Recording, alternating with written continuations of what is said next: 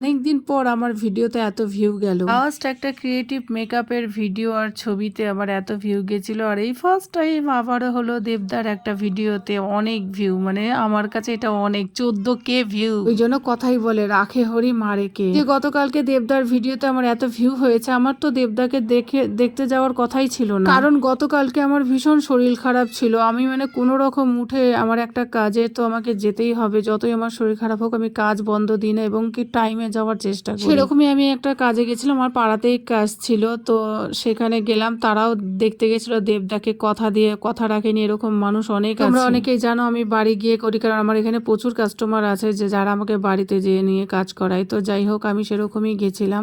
সে আমাকে ডেকে তারা দেবদাকে দেখতে চলে গেছে।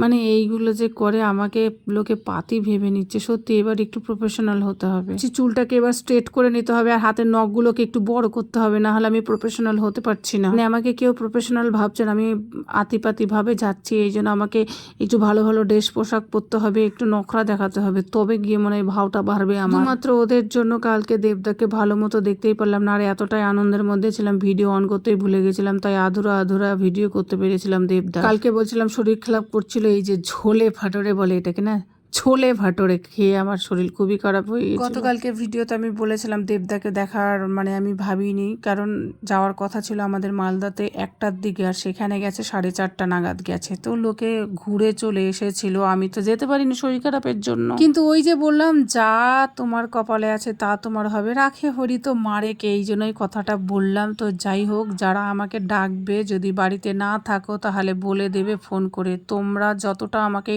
ইম্পর্টেন্ট দেবে ততটা ইম্পর্টেন্ট তোমরা আমার কাছ থেকে পাবে। তা না হলে জানো তো, কেউ কারো ভাগ্যে খায় না, যে যার ভাগ্যে খায়। আমার প্রচুর লোক আছে যে আমাকে দেওয়ার কাজ করায় না, তার মানে কি আমি না খেয়ে বসে আছি? তা কিন্তু একদমই না।